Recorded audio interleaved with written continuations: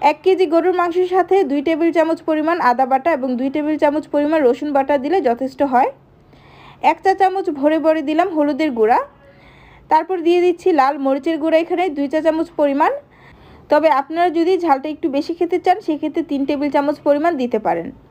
তো এবার 2 চা চামচ পরিমাণ দিলাম ধনিয়ার গুঁড়া এবং দিয়ে দিচ্ছি 2 চা চামচ পরিমাণ টালা জিরার গুঁড়া। আপনারা চাইলে এখানে জিরার বাটাটাও দিতে পারেন, সেই ক্ষেত্রে 1 টেবিল চামচ পরিমাণ দিলেই হবে।